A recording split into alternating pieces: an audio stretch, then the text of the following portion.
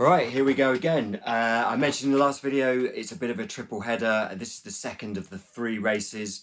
However, before I get into my preparations for tomorrow's race, I have been thinking a bit about success and how does success breed success. I've been thinking about it in relation to kind of what I've been doing and the progress that I'm making. And I wanted to sort of relate it to you and sort of the things I've learned. So in this video, I'm going to talk about that a little bit. Hopefully there'll be some pearls of wisdom in there. And then I'll review the race that's coming up, my objectives, my goals, what I'm trying to achieve, what I need to achieve. We'll go through that. And then as usual, there'll be some sort of montage in a few days or weeks later of the race. If you've not seen me before, I'm Johnny Castle and this is the What If channel. And if you go and watch video 1, I basically break down what this channel is all about, essentially trying to, what TED Talks say, the impossible is possible. So go and watch video 1. I've set myself a literally impossible task and we're seeing how close we can get to it or even achieve it. Although in all honesty, I don't think it's achievable. So success breeding success. I think the main thing I've noticed over the last few years and doing these races and just through other things in my life is that as you succeed at something, it gives you confidence and belief to succeed again and do well. However, the thing that I've noticed is, so if you take like a football team that you play for, they win a game. So you go away from that and you feel confident. You get promoted at work, you've got a new job, you feel like, okay, I've got skills, I'm being acknowledged, I'm here, I don't feel like I shouldn't be here. You get a standing ovation when you're acting, you get signed by an agent, you get a role in a film. Lots of examples in many parts of our lives. A girl looks at you, a guy looks at you, smiles at you, things like that. And they give you confidence. But then probably like me over the years, you've got this confidence and it's very fleeting. It's gone. It doesn't last very long. And the next time you play a game or the next time you go out clubbing or your new job role is more difficult and the team lose the game, someone has a go at you or someone at work plays games and tries to get you fired or get you into trouble, and your confidence goes and you're kind of back to square one. And this has been very much the case for me.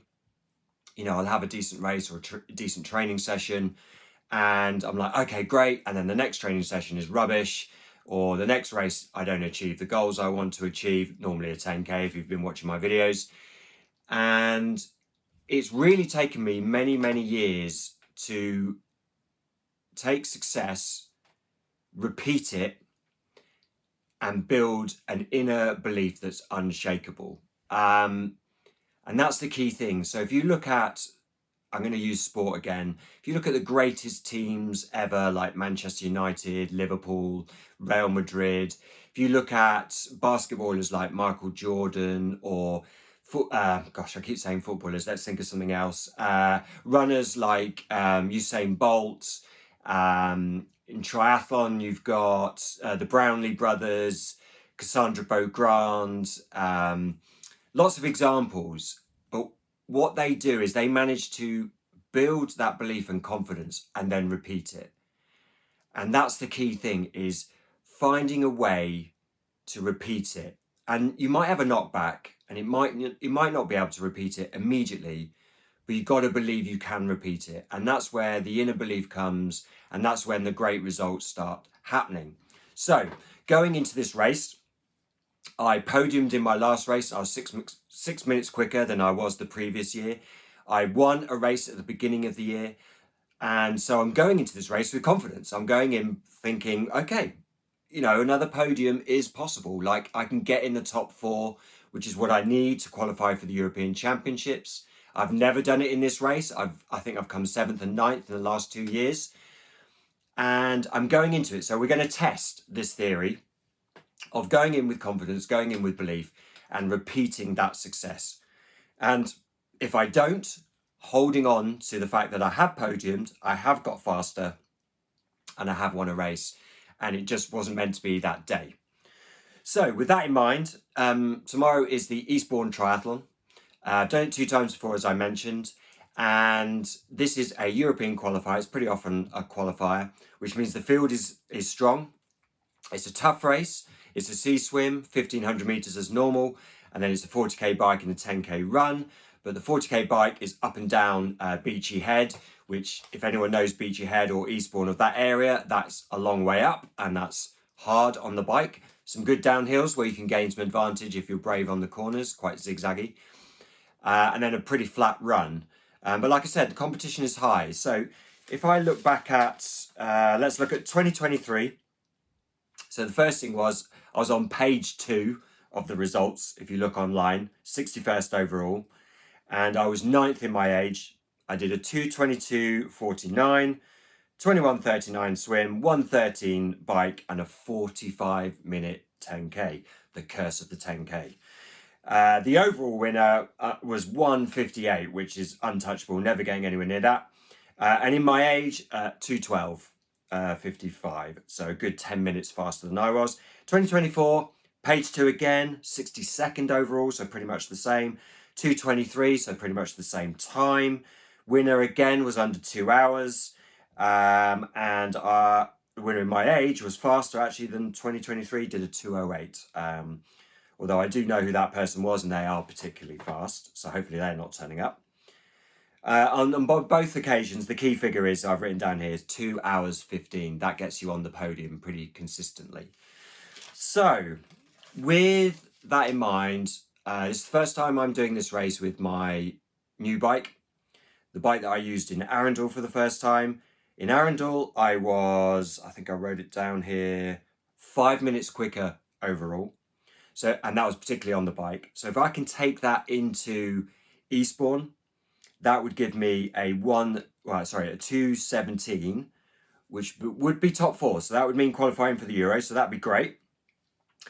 To get into the top 3, 2:17, I'm going to have to find a bit of magic, because invariably with the bike, if you go for it on the bike, which is what I'm going to do, you're going to suffer a bit on the run. So this will be a really good test of my training.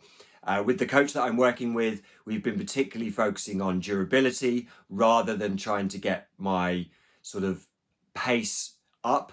I've got a solid platform in terms of pace, and we're just trying to get my ability to hold that pace for longer.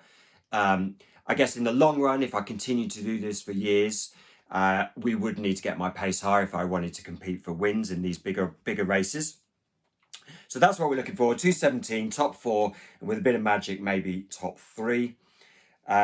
Overall, I want to be 40th, which would put me on page 1. Come on, page 1. I really want page 1. And then that broken down would be roughly a 22-minute swim, probably need a 1:06 bike, and ideally that magic under 40 for the 10k, 39:45. But as we always know, whenever I try and predict my 10k, it never goes to plan. So yeah, so going back to what I said at the beginning, hopefully success breeds success. And I'm hoping that the confidence and the belief that I've gained this year with a win and a podium is going to translate into some success at Eastbourne. I'll report back and I'll let you know. Equally for you, thinking about the things you're doing, if you're in that sort of phase where you're not feeling great about things, or you don't think things are going well, try and think back to when there was a moment of success. Try and draw on that belief and go again. Right, okay, that's me. I'll talk to you soon and I'll let you know the result.